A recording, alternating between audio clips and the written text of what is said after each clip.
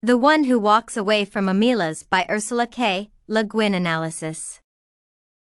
Ursula K. Le Guin's short tale The Ones Who Walk Away from Omelas is a first-person narrative written from the point of view of the narrator, who is not directly involved in the events of the story. For mentions of believing what is told, it is prudent to suppose that the narrator does not live in Omelas and that Omelas might not even be a real town, just as this story might or might not be fiction, depending on how you interpret the references to believe what is told.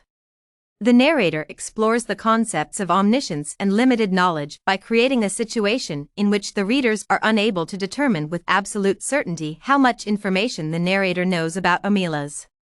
It appears as though the narrator is making up the story as they go along by employing probability. Le Guin narrated the story in the first person to give the tale credibility. The first-person point of view develops a connection with the viewer by communicating an instant personal tale. When the reader is immersed in the action on such a personal level, both the story and the teller gain credibility. It is feasible to express a viewpoint while keeping a high level of veracity when a story is delivered in the first person. A narrator offers a narrative through their personal experiences and viewpoints. By generating a sense of intimacy between the reader and the narrator by using I in the first-person point of view, the author can subtly influence the reader by delivering a biased account. Using first-person narration heightens the sense of intrigue. Utilizing the first-person perspective limits the reader's access to information. They are privy exclusively to the narrator's knowledge and experiences in all facets of life. It is an effective technique for generating suspense and creating interest in narratives, especially thrillers and mysteries.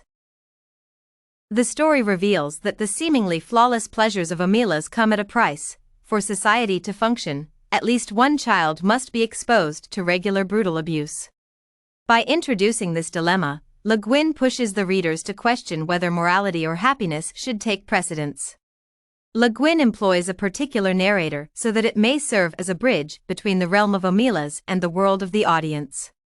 The narrator first introduces the reader to the city and then contrasts the moral universe of Omelas with the reader's own. The story raises questions as to whether it is morally permissible to sacrifice one person for the good of a greater number of people. The question is raised as a result of one child suffering in order to give happiness to the rest of society. Le Guin indicates her wish for the reader to comprehend that everything comes at a cost, even in the ideal world. Le Guin picked a child to symbolize the victim and stressed the tragedy of the situation.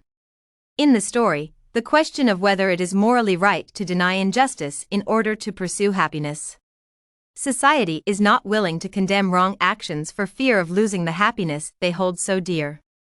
Those who choose to leave the city experience a moral dilemma due to their choice. They leave their home because they cannot address the vice in society. They feel powerless to change their society or save the child, so they are forced to run away from reality. Even though they could save the child's life, they are aware that the child's ongoing suffering is essential to their city's survival. Le Guin's goal is to use Omelas to expose the shortcomings of our current capitalistic society and to demonstrate that our socioeconomic system is the foundation of our society. She accomplishes this by drawing comparisons between the residents of the United States and those of Omelas, as well as between the kids who are tortured and the adults and children who endure brutal working conditions in factories that create items for the United States.